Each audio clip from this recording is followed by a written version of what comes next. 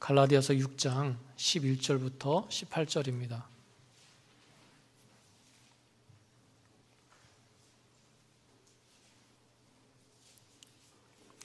교독하시겠는데요. 제가 먼저 읽겠습니다. 내 손으로 너에게 이렇게 큰 글자로 쓴 것을 보라. 에게 할례를 받게 함은 그들이 그리스도의 십자가로 말미암아 박해를 면하려 함이라. 할례를 받은 그들이라도 스스로 율법은 지키지 아니하고 너희에게 할례를 받게 하려는 것은 그들이 너희의 육체로 자랑하려 함이라. 결코 자랑할 것이 없으니 그리스도로 말미암아 세상이 나를 대하여 십자가에 못 박히고 내가 또한 세상에 대하여 그러하니라. 할례나 무할례가 아무것도 아니로되 오직 새로 지으심을 받는 것만이 중요하니라.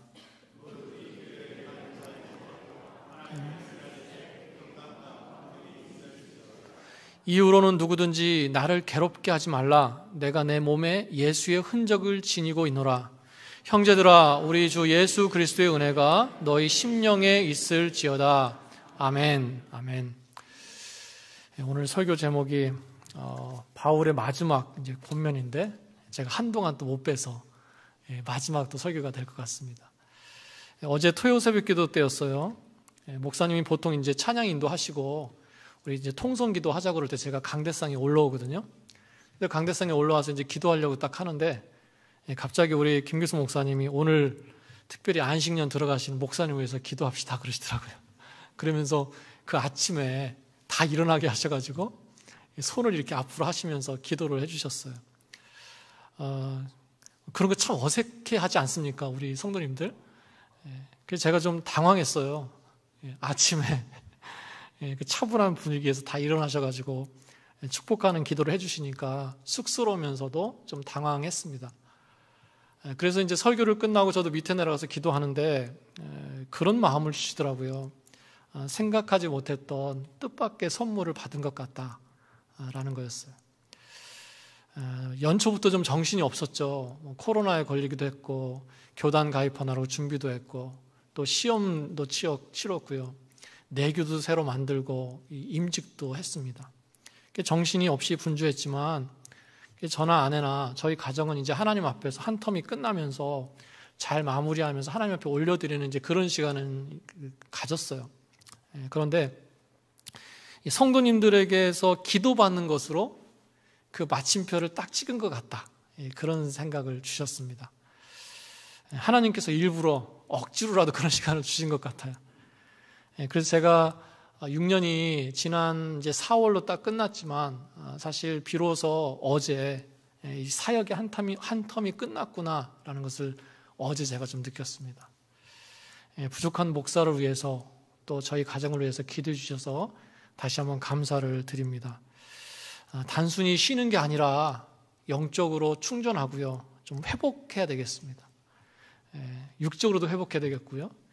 그래서 앞으로 어떻게 사역을 인도하실지에 대해서 그리고 하나님께서 어떤 뜻이 계신지에 대해서 여러분 기도해 주시기를 부탁을 드립니다. 어제 새벽 끝나고 우리 황보 권사님이 보고 싶어서 어떻게 하냐라고 말씀해 주셔서 감사한데 제가 보고 싶은 게 아니라 저희 막내딸이 보고 싶은 게 아니실까 그런 생각이 들었어요. 권사님 특기신 것 같습니다. 결정적일 때 마음을 움직이시고 격려해 주시는 그런 은사가 있으신 것 같아요. 제가 청빙받기 전에 목사님 부활주일날 예배 주실 목사님이 없는데 어떻게 하죠? 라고 어떻게 은사를 사용하셔서 감동을 주셨던 그런 기억이 나는데 우리 어르신들 아무쪼록 건강하시기 바랍니다. 못 뵐 동안 건강하시고요. 그리고 우리 목사님들 이미 하고 계신 일들이 많으시거든요. 제가 비니까 이제 일들이 더 많아지실 거예요. 여러분 많이 도와주시고 격려해 주시기를 부탁을 드리고요. 또 우리 당의 장로님들 역시 많은 수고와 기도 부탁드리겠습니다. 우리가 이제 매달 마지막 주에 그 주일의 복음에 대해서 말씀을 나누지 않습니까? 근데 우리가 그동안 갈라디아서 말씀을 가지고 은혜를 나눴어요. 갈라디아 지방에 살고 있는 성도들이 잘못된 복음을 전해 듣고 거기에 미혹을 당했습니다. 그 잘못된 복음은 뭐냐? 구원받기 위해서는 할례도 받아야 되고 율법도 준수해야 된다. 바로 그거였어요. 오직 예수 그리스도를 믿는 믿음만으로 구원을 얻는 건데 거기에다가 또 다른 조건을 붙인 겁니다. 그래서 바울이 어떻게 합니까? 다른 복음은 없다. 아주 단호하게 얘기하면서 다시 한번 복음을 요약해서 전하는데 그게 바로 갈라디아서였어요. 오늘 우리가 그 마지막 부분을 보고 있는 겁니다. 바울이 5장에서요, 육체의 일과 성령의 열매에 대해서 말씀을 전했어요. 그리고는 6장에 넘어와서 그런 성령의 열매, 그 열매를 가지고 사는 사람을 신령한 사람이다, 이렇게 불렀습니다. 그러면서 성령의 열매를 가진 그 신령한 사람은 그럼 어떻게 사는 것이냐, 구체적으로 삶에 어떤 모습이 나타나야 되냐, 그걸 쭉 말씀했어요. 신령한 사람은 성령으로 일하는 사람이다 그랬습니다. 그러면서 늘 자신을 뒤돌아보는 사람이었어요. 또 신령한 사람은 짐을 지는 사람이라 그랬어요. 그 공동체의 짐을 함께 지고요, 그러면서도 각자에게 맡겨진 개인의 짐도 겸손하게 감당하는 사람이다 그랬습니다. 또 신령한 사람은요, 잘 심고 잘 거두는 사람이었어요. 그래서 기회 있는 대로 선을 행하면서 착한 일을 행하면서 살아가는 그런 사람이었습니다. 자, 이런 모습들은 뭐예요? 구원받은 갈라디아 성도들에게 있어야 되는 모습이라는 겁니다. 그리고요, 바로 우리에게도 나타나야 되는 그런 모습이라는 거예요. 바울은요, 이렇게 신령한 자에 대해서 강조한 후에 오늘 말씀에서 이제 갈라디아 성도들에게 마지막 권면을 하고 있습니다. 그러니까 마지막이니까 꼭 중요한, 하고 싶은 얘기를 하겠죠. 중요한 말씀을 전할 겁니다. 그래서 그런지 먼저는요, 이런 편지를 쓰게 된 동기예요. 교회 안에서 실질적으로 문제가 됐던 그 할례에 대해서 직접 언급하고 있습니다. 뭐라고 합니까? 한마디로 교회 안에서 할례를 강조하는 그 할례당은 잘못된 것이다, 그렇게 얘기해요. 여러분, 당시의 할례당은요, 베드로나 바나바도 겁을 먹을 정도로 그 위세가 참 대단했습니다. 그런데 그 할례당이 교회 안에 있었어요. 그런데 사실 그들의 근거지는 어디였습니까? 유대회당이었어요. 그러니까 이 사람들은요, 유대회당에도 있다가 교회 안에도 있다가 두 가지를 다 했던 거예요. 이 사람들은요, 유대회당에서 주류가 아니었습니다. 그러니까 유대회당에 가면 교회 다닌다고 막 구박받고 핍박받았을 거예요.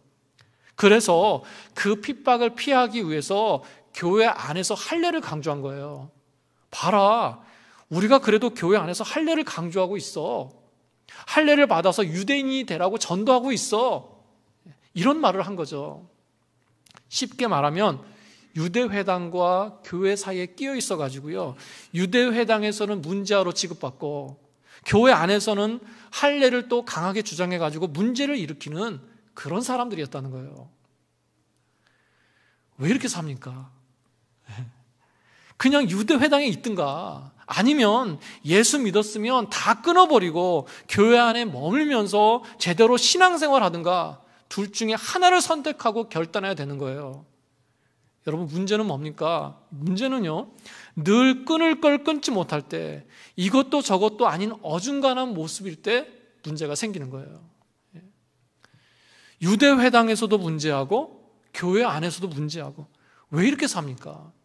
왜 이렇게 못 끊어버리는 거죠? 확신이 없어서 그래요. 내가 믿는 예수 그리스도에 대한 확신이 없기 때문이에요. 그리고요, 이 두 가지를 다 얻고 싶은 그 욕심 때문에 그렇습니다. 그러나 두 가지를 다 얻을 수는 없습니다. 여러분, 우리 신앙생활도 마찬가지예요. 세상과 하나님을 다 얻을 수 없어요. 죄와 은혜는 함께 갈 수 없습니다. 쾌락과 경건이 함께 가지 못해요. 인간적인 방법과 하나님의 방법이 같이 갈 수 없습니다. 둘 중에 하나는 반드시 선택해야 돼요. 차갑든지 뜨겁든지 하라. 바로 라오디게아 교회를 향한 예수님의 책망 아니었습니까? 라오디게아 교회는요, 어떤 특별한 어려움이 없었어요. 두드러진 무슨 핍박이나 고난이 없었습니다.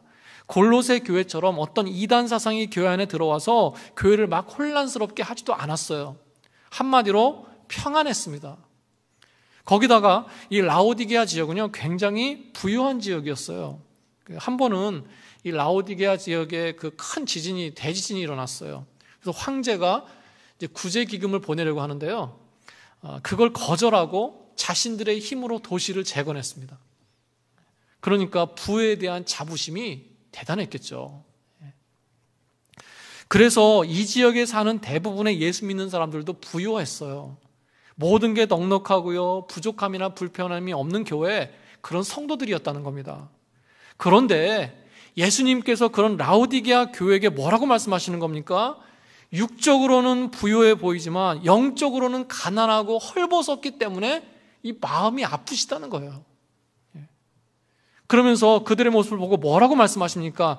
네가 덥지도 않고 차지도 않아서 내 입에서 너희를 뱉어내겠다. 이렇게 아주 강하게 말씀하세요. 라오디게아는요, 5마일 정도 떨어진 그 온천 지역이 있어요. 거기에서 물을 끌어와가지고 그 시대에 집집마다 온수가 나왔습니다. 그리고는 12마일 떨어진 산맥에서 눈이 흘러내린 그 깨끗한 물을 끌어와가지고 냉수를 또 끌어왔어요. 그러니까 온수는 뭡니까? 먹는 물은 아니에요. 몸을 씻고 피곤을 풀어주고 치료하는 그런 물이고요. 냉수는 식수로 마실 수 있는 그런 물이었습니다. 그러니까 더운 물과 찬물의 역할이 달랐다는 거예요. 그런데 말씀에서처럼 차지도 않고 뜨겁지도 않고 미지근하다. 이게 무슨 뜻입니까? 그 더운 물과 냉수가 섞였다는 거예요. 마실 수 없는 석회질이 가득한 뜨거운 물과 마실 수 있는 깨끗한 냉수가 섞여버렸어요. 그래서 온천수의 효과도 가질 수 없고, 그렇다고 해서 식수로도 사용할 수 없는 이도저도 아닌 미지근한 물이 됐다는 거예요. 예수님께서는 그걸 예로 드시면서 그런 너희를 뱉어내겠다, 이렇게 말씀하시는 겁니다. 무슨 말입니까? 세상과 섞이지 말라는 거예요.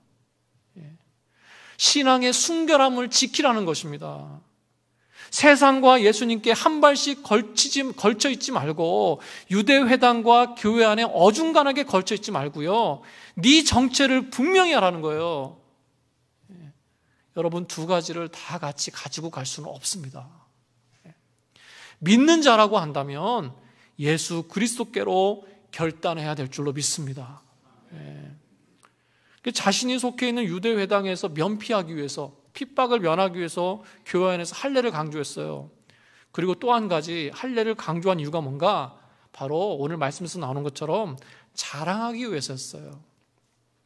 나 할례 받은 유대인이야, 그리스도인이라고 해서 다 같은 그리스도인이 아니다, 이 얘기를 하고 싶어가지고 교회 안에서 자신을 자랑하기 위해서 할례를 강조했다는 거예요. 그러니까 결국은 뭡니까? 예수를 위해서도 아니요, 교회를 위해서도 아니요, 성도를 위해서도 아니요, 자신을 위해서 그 짓을 하고 다닌 거예요. 교회가 깨지든지 말든지, 성도들이 아파하든지 말든지, 하나님의 영광을 가리든지 말든지, 자신들의 입지와 욕심을 위해서 할례가 중요하다고, 다 할례 받아야 된다고 큰 소리치고 있었어요. 그래서 바울이 뭐라고 얘기하는 겁니까? 그들은 할례를 자랑하고 율법의 행위를 자랑하지만 나는 그리스도의 십자가 외에는 아무것도 자랑하지 않겠다, 이렇게 선언하고 있는 것입니다. 나는 예수님의 십자가만 자랑하겠다는 거예요. 여러분, 로마서 1장을 보시면요, 당시의 일부 기독교인들 중에는 이 십자가의 복음을 부끄럽게 생각하는 사람들이 있었던 걸 알 수가 있습니다. 로마 시대의 십자가가 무슨 뜻인지 잘 아시죠? 반역자나 노예들에게 행했던 형벌이었어요. 그래서 실패와 저주의 상징이었습니다. 그래서 말씀에서 뭐라고 얘기합니까? 그리스도의 십자가는 유대인들에게는 거리끼는 것이요, 헬라인들에게는 미련하게 보이는 것이다 그랬어요. 그래서 일부 유대인 성도들 중에는요, 그런 십자가를 부끄러워했습니다. 그러면서 그 십자가만으로는 구원이 충분하지 않다, 이렇게 생각했다는 거예요. 여러분, 도대체 예수님에게서 십자가를 빼면 뭐가 남습니까? 고상하고 지적인 신앙생활이라는 게 어디 있습니까? 십자가는 그런 게 아니에요. 십자가는 처절한 겁니다. 십자가는 피 흘림이 있는 건데, 십자가는 죽는 건데, 그게 부끄러우면 어떤 믿음을 갖겠다는 거예요? 거기에 어떤 고상한 신앙을 찾겠다는 것입니까? 그래서 바울은요, 오히려 나는 그런 십자가만 자랑하겠다, 이렇게 고백하고 있는 것입니다. 여러분, 우리가 냉정하게 가슴에 손을 얹고 한번 생각해 봐야 돼요. 나는 정말 십자가만 자랑하고 있는가? 내 신앙생활에서 십자가가 얼마나 있는가? 나는 정말 십자가만 자랑하면서 살려고 의식적으로 노력하고 있는가? 이걸 한번 뒤돌아봐야 됩니다. 여러분, 솔직히 내 삶에 십자가보다 더 자랑할 게 많지 않습니까? 그런 자랑이 너무 많아서 때로는 오히려 예수님의 십자가가 초라해 보일 때가 있지 않습니까? 할례당이 십자가가 아니라 할례를 강조한 것처럼 내가 십자가보다 더 자랑하고 싶고 자랑할 수 있는 그런 것들이 우리 삶 속에 있습니다. 여러분, 그런 것들을 십자가에 못 박으면서 살아야 될 줄로 믿습니다. 여러분, 십자가를 자랑한다라는 것은 다른 게 아니에요. 십자가 목걸이를 하고 십자가 귀걸이를 하면서 자랑하는 게 아닙니다. 그 십자가에 내 자랑과 내 의를 못 박는 거예요. 세상을 못 박는 겁니다. 그래서 바울은요, 나는 십자가만 자랑한다, 그런 다음에 이어서 14절에서 뭐라고 얘기합니까? 그리스도로 말미암아 세상이 나를 대하여 십자가에 못 박히고 내가 또한 세상에 대하여 그러하니라. 말이 좀 어려울 수 있는데요, 쉽게 말하면 그겁니다. 바울은 예수님을 위해서 세상을 십자가에 못 박았다는 거예요. 그리고 세상 역시 그런 바울을 십자가에 못 박았다는 겁니다. 여러분, 세상은요, 이미 한 번 예수님을 십자가에 못 박았어요. 그리고 이제는 예수님을 따라가는 사람들, 예수님을 위해서 타협하지 않고 살아가는 사람들을 여전히 십자가에 못 박고 있습니다.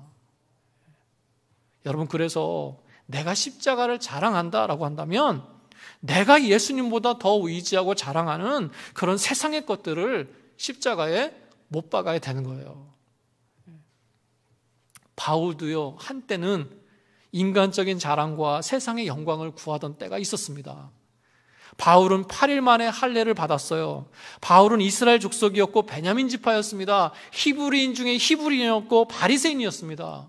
율법의 의로는 흠이 없는 사람이었어요. 그래서 열심히 교회를 핍박하던 사람이었어요.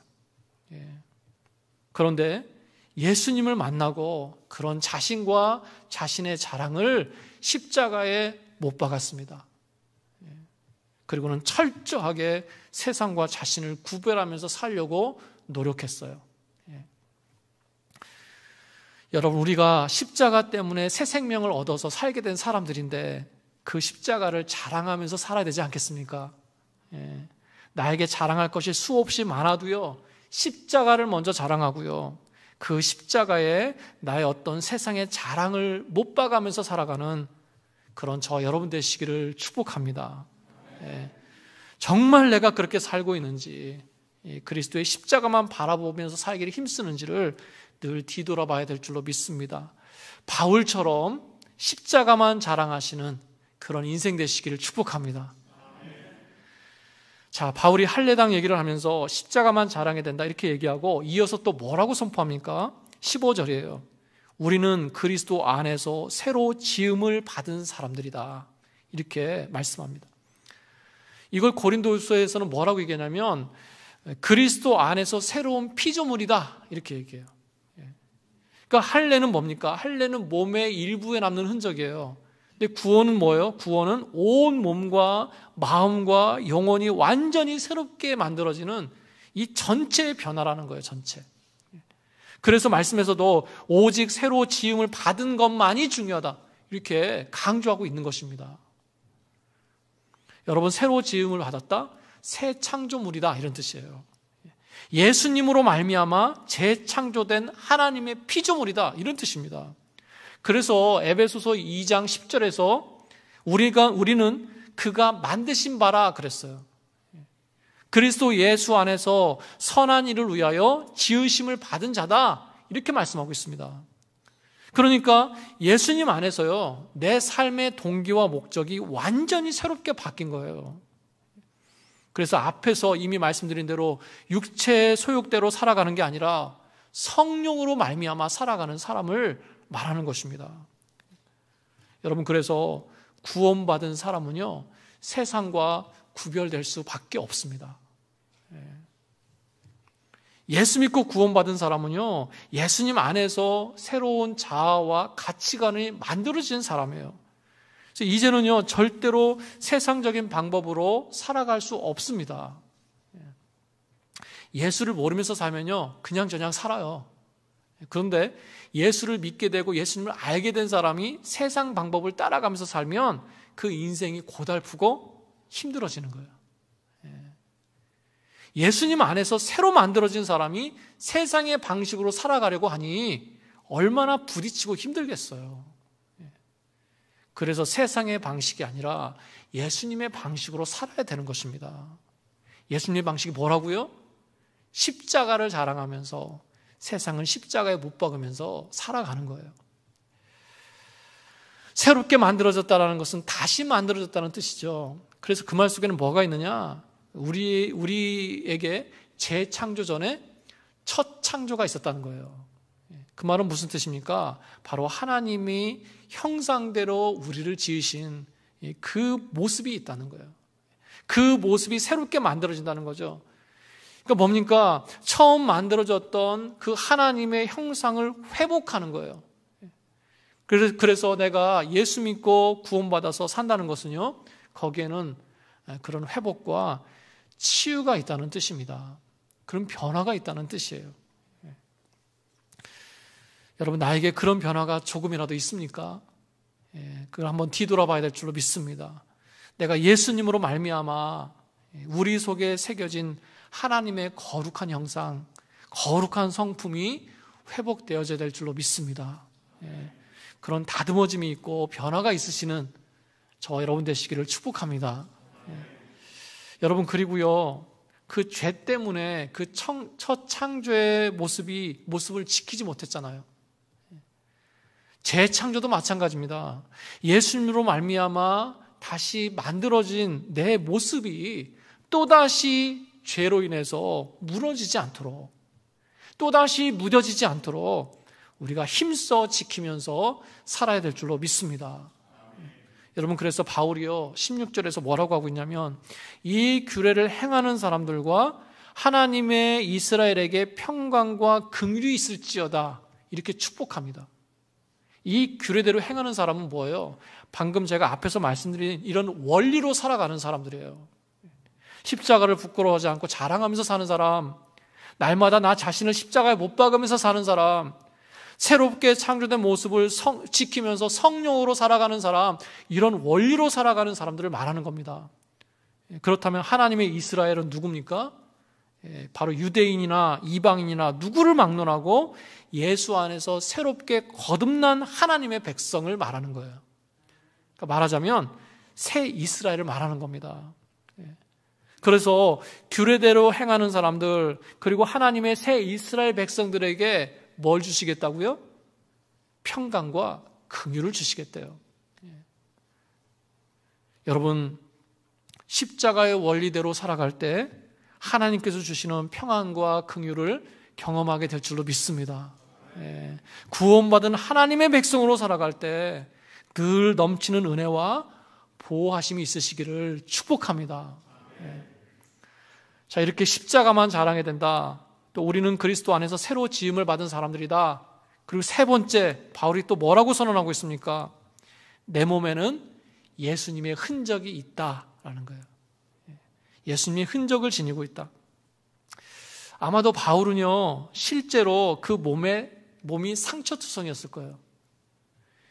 바울은 유대인의 형벌이죠. 40대 한 대를 감한 매를 맞았습니다. 그리고 로마식 형벌이죠. 태장이라고 해가지고요, 채찍에도 맞아봤습니다. 한 번은요, 사도행전 14장에 나오는데 유대인들이 바울을 돌로 쳤어요. 그래가지고 죽은 줄 알고 사람들이 성 밖에다가 내다 버렸습니다. 그러니까 그 몸을 보면요, 아마도 상처투성이었을 거예요. 다 예수님을 전하다가 복음을 위해 살다가 갖게 된 상처들이었습니다. 거기다가 바다에서 표류하기도 하고요, 강과 시내와 바다와 사람에 대한 위험도 겪었어요. 또 수고하고 애쓰고 자지 못하고 줄이고 목마르고 굶주리고 헐벗는 그 어려움들을 겪었습니다. 자, 이런 것만으로도 참 버겁고 힘든데, 듣기만 해도 힘든데, 바울에게 또 뭐가 있었어요? 교회에 대한 이 마음의 고통도 있었다는 거예요. 교회를 생각할 때마다 짓눌리는 염려와 근심이 있었다는 겁니다. 그걸 뭐라고 표현했습니까? 하나님의 뜻대로 하는 근심이다 그랬어요. 교회와 성도를 볼 때마다 애가 탄다 그랬습니다. 우리식으로 표현해서 애가 탄다죠. 원래 뜻을 보면요, 내가 불탄다 이런 뜻이에요. 내가 불타오르는 것 같은 그런 심적인 고통을 얘기했던 겁니다. 도저히 잠을 이룰 수 없는 그런 상태를 말하는 거예요. 심지어 마게도니아에 있을 때는요, 교회를 걱정하는 마음이 너무 커가지고 그 마음이 두려움에 붙들렸어요. 그래서 그때 바울이요, 우울증을 겪었습니다. 바울같이 영적인 사람도요, 우울증이 왔다는 거예요. 예수님을 전하고 섬기면서, 주의 교회를 섬기면서 이런 고난의 흔적을 가지고 있었어요. 자, 여러분, 그런데 우리는요, 바울의 몸에 새겨진 그런 예수님의 흔적은 거의 없습니다.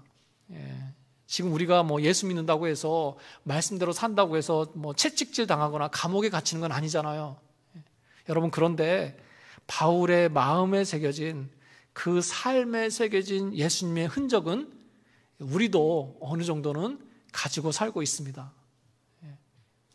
내가 하나님 보고 섬겼어요. 하나님을 사랑하는 순수한 마음으로 섬겼습니다. 또 영혼을 긍휼히 여기는 마음으로 섬겼어요. 그런데 그 대가가 오해와 비난과 공격으로 돌아올 때 어떻습니까? 사람인지라 그 마음에 상처가 남아요. 바울이 그랬습니다. 우리가 고린도 후서를 보면서 이미 한번 봤잖아요. 고린도 교회는요, 바울이 브리스길라, 아굴라 부부와 함께 텐트를 만들어서 생활하면서 개척한 교회였어요. 개척한 교회가 다 그랬지만 유독 다른 것보다 오래 머물면서 정성과 수고를 더 많이 쏟게 된 교회였습니다. 그렇게 헌신하고 수고했는데 그런 바울을 가짜 사도라고 욕합니다. 한 번은요, 직접 방문했는데 당신이 무슨 사도냐, 예수님을 직접 만나보지도 못하지 않았냐, 이런 말을 하면서 막 공격했습니다. 그런 공격을 당하고 있는데 누구 하나 나서서 그런 바울을 변호하거나 도와주는 사람이 없었어요. 심지어 그런 바울만 부인한 게 아니라 바울이 전한 복음도 부인했습니다. 그래서 바울도요, 인간적으로 너무나 마음이 아프고 섭섭했어요. 그래서 아비의 심정으로 막 혼내면서 너무나 가슴 아파서 눈물의 편지를 보내지 않습니까? 내가 예수님을 사랑하기 때문에 무엇인가 했는데 그게 좋은 결과로 돌아오지 않았을 때, 그때 마음에 상처가 생기는 거예요. 여러분, 그러나 그게 바로 예수님의 흔적입니다. 여러분, 이 흔적이라는 단어는요, 상처나 흉터가 아니에요. 마크예요, 마크. 표시입니다, 표시. 소유를 나타내기 위해서 당시에 이 가축이나 또는 종에게 찍었던 낙인이에요. 육체에 새긴 인장이었습니다. 그래서 사도들이 뭐라고 합니까? 자신들에게는 그리스도의 종된 표가 있다 그랬어요. 같은 단어예요. 흔적이 있다, 이런 뜻입니다. 예수님의 종으로서 표를 가지고 흔적을 가지고 있다는 거죠. 여러분, 그래서 그것은 상처가 아니라 흔적입니다. 흔적. 영광스러운 거예요. 내가 예수님의 소유라는 걸 증명하는 표입니다. 내가 지금까지 살아오면서 예수님의 흔적을 마음에, 삶에 가지고 있다면 여러분, 그래도 내가 예수님 잘 믿고 산 거예요. 하나님의 뜻대로 살려고 노력했다는 겁니다. 여러분, 그 영광의 흔적이 있으시기를 축복합니다. 그걸 영광으로 여기는 믿음이 있으시기를 축복합니다. 내가 말씀대로 살려고 노력했어요. 내가 신앙을 지키면서 살려고 노력했습니다. 근데 막 손가락질 받는 거예요. 정말 예수 믿는 것 때문에 실제로 손해도 봤습니다. 여러분, 그게 흔적이에요. 그 길이 어려운 길이라는 걸 알아요. 고난이라는 걸 압니다. 그런데도 피하지 않고 그 고난을 자처했어요. 바울은요, 그리스도의 남은 고난을 내 몸에 채운다 그랬습니다. 그 말이 바로 고난을 자처한다, 이런 뜻이에요. 여러분, 그것도 예수님의 흔적입니다. 우리가 이런 흔적을 가지고 살고 있습니까? 가지고 계실 거예요. 지금까지 살아오면서 잊을 수 없는 각인되어 있는 그런 흔적들이 있을 겁니다. 여러분, 그것은 상처가 아니라 흔적이에요. 상처는 상처받고 끝나는 거지만 흔적은 기억되고 영광되는 것입니다. 여러분, 그래서 그 예수님의 흔적을 가진 사람들은요, 삶 속에서 예수 믿는 냄새가 나요. 그 모습에서 예수님의 성품이 드러납니다. 여러분, 그 흔적을 가지시기를 축복합니다. 흔적을 부끄러워하거나 두려워하지 마세요. 특별히 후회하지 마세요. 내가 괜히 그렇게 살았어. 누릴 것 좀 누리고 살았어야 되는데, 나도 좀 다른 사람들처럼 얕게 살고 좀 요령 있게 손해보지 않고 살아야 되는데 내가 잘못 살은 것 같아. 후회하지 마세요. 하나님께서는 그 흔적을 다 기억하고 계십니다. 하나님께서는 반드시 갚아주십니다. 여러분, 결과를 걱정하지 마시고요, 예수님의 흔적을 남기면서 살아가시는 그런 저 여러분 되시기를 축복합니다. 바울이 십자가를 얘기하고요, 새로운 피조물에 대해서 얘기하고요, 예수님의 흔적에 대해서 얘기했습니다. 그리고는 마지막으로 그 모두에게 뭐라고 얘기합니까? 예수 그리스도의 은혜가 있기를 원한다, 이렇게 축복하고 있습니다. 그러니까 육에는 예수님의 흔적이 있고요, 그렇죠? 내 마음에 뭐가 있어요? 예수님의 은혜의 흔적이 있다는 거예요. 여러분, 갈라디아서는요, 은혜로 시작해서 은혜로 끝납니다. 갈라디아서 1장을 보시면 하나님 아버지와 주 예수 그리스도로부터 은혜와 평강이 있기를 원한다 그랬어요. 그리고 오늘 우리가 보고 있는 것처럼 마무리도 주 예수 그리스도의 은혜가 너희 심령 가운데 있기를 원한다, 이렇게 끝나고 있습니다. 은혜로 끝나요. 다 그렇습니다. 서신서가 거의 다 그래요. 고린도 전후서, 에베소서, 빌립보서, 골로새서, 데살로니가 전후서, 디모데 전후서, 디도서, 빌레몬서, 한번 나중에 찾아보세요. 다 은혜가 있기를 구하면서 끝내요. 그게 그냥 단순히 편지를 끝내기 위한 인사말이 아닙니다. 그만큼 은혜가 중요하다는 거예요. 은혜로 사는 것이 너무 중요하다는 거죠. 마지막은 은혜라는 거예요. 은혜. 여러분, 십자가가 나의 자랑이 된 것, 나를 구원하셔서 나를 새로운 피조물로 만들어 주신 것, 그런 나를 점점 더 회복시켜 주시고 그런 나에게 예수님의 흔적을 가지고 살게 하신 것, 여러분, 그 모든 것이 다 하나님의 은혜입니다. 당연한 것은 아무것도 없어요. 다 은혜로 주셨어요. 그 은혜가 있어야지 또 그렇게 살 수 있는 것입니다. 여러분, 결국 우리 신앙생활은요, 은혜로 시작해서 은혜로 끝나는 거예요. 그 은혜를 늘 사모하시면서 구하시면서 감사하시면서 살아가시는 그런 저 여러분 되시기를 축복합니다. 오늘 바울 사도가 갈라디아서를 마무리하면서 4가지를 전했어요. 4가지. 제가 다시 한번 정리해 드립니다. 예수님의 십자가를 자랑하면서 사시기 바랍니다. 세상을 십자가에 못 박으면서 사시기 바랍니다. 또한 예수님 안에서 새롭게 만들어진 내 모습을 지키면서 회복해 가면서 사시기 바랍니다.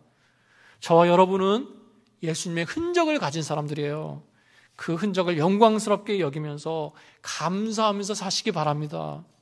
그러기 위해서 내게 은혜가 있어야 됨을 인정하시고요, 그 은혜를 구하면서 은혜를 채우면서 살아가시는 그런 저 여러분 되시기를 주님의 이름으로 축원합니다. 축원합니다. 아멘. 아멘.